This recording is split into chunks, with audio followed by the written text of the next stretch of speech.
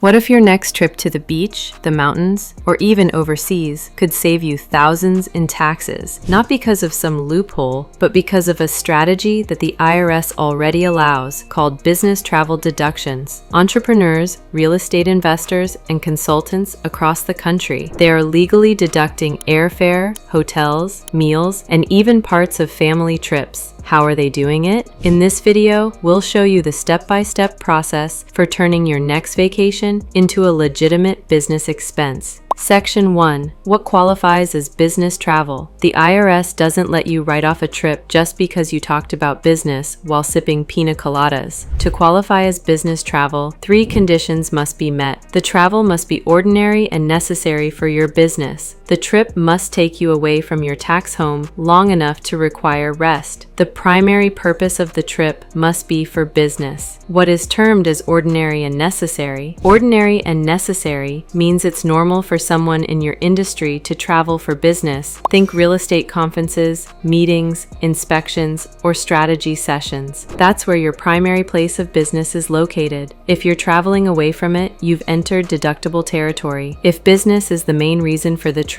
But if you're just tagging along with your partner on their business trip, that cannot be deducted. But if your spouse is a business partner with you, then yes, their travel expenses can also be deducted. Section 2. Real case study. Austin property tour. Here's a real client example. Kara is a short-term rental investor. She flew from Denver to Austin for 4 days to tour potential Airbnb properties. During the trip, she visited 5 listings, met with a contractor and a property manager, took photos for underwriting, and had a networking lunch with a local real estate agent. We helped her deduct the following expenses. 1. $420 for the flight. 2. $680 for her hotel. 3. $250 in car rental and fuel. 4. $180 in meals. Total tax savings of over $1,500. She even stayed an extra day to explore downtown Austin, but since business was the primary purpose,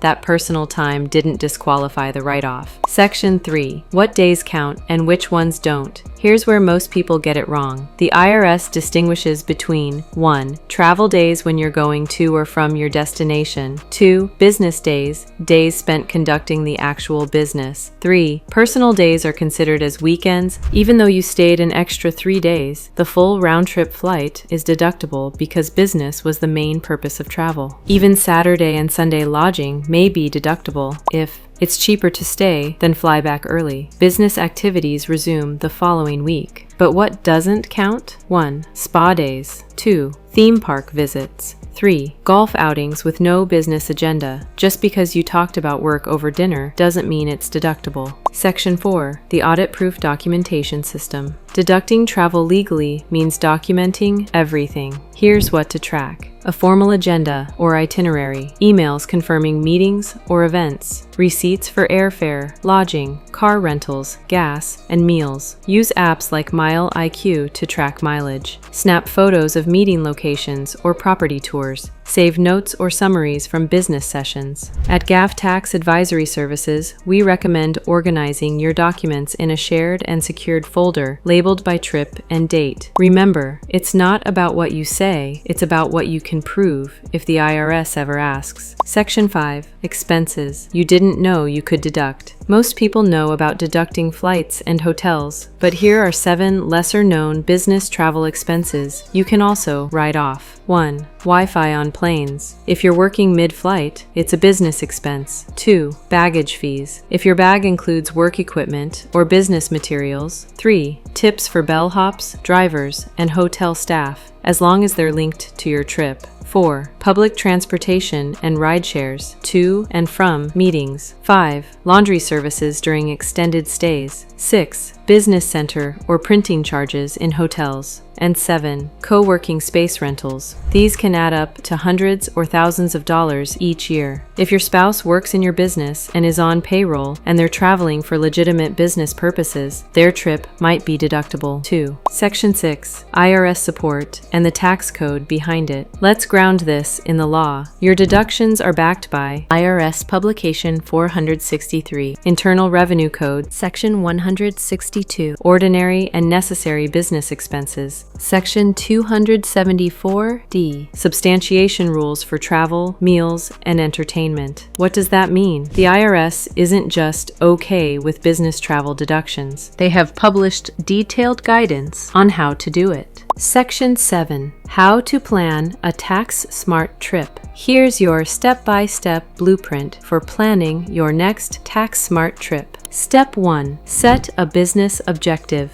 meeting, scouting, strategy. Step 2. Draft an itinerary and email it to yourself. Step 3. Book travel using your business credit card. Step 4. Track all activity using Google Calendar, receipts, and notes. Step 5. Store everything in a cloud folder labeled by trip. If your destination has both personal and business value, block business first and enjoy leisure after the tax work is done. Section 8. Can you deduct group travel? What if your next team offsite or partner retreat could be fully deductible? It can, if you structure it right. We've helped clients deduct Airbnb rentals for business retreats, flights and meals for remote teams, strategy sessions with partners and key contractors. Here's what makes it IRS compliant: a clear business agenda, specific meeting times each day, itemized receipts for lodging, documentation of activities. Even meals are 50% deductible or 100% if provided for the benefit of employees. Don't just go on a group trip. Plan a retreat with tax savings baked in. Section 9. Is international business travel deductible? International business travel is 100% deductible if you follow the rules. Let's say you're attending a conference in Dubai, touring overseas investment property, meeting foreign clients or vendors. That's all deductible under Section 162A2, as long as the business is the primary purpose of the trip. But here's the catch. If your international trip mixes business and pleasure, you'll need to allocate costs. Direct business days are deductible. Personal days must be excluded. Flights may be partially deductible based on percent of occupants of business time. Section 10. Family travel? Here's how to split personal and business expenses. Let's talk about one of the most misunderstood parts of tax planning. Here's what you can deduct. Your flight? 100% deductible. Hotel, meals, rental car? Here's what we recommend. Draft a trip agenda, separate business and personal receipts, document business activity. Family vacations and business trips can coexist, but you need a paper trail and clear boundaries. At Gavtax, we help clients combine family and business travel the right way. Book your free 15-minute strategy session at gavtax.com. This is Gavtax Advisory Services, where travel meets tax strategy. See you in the next video.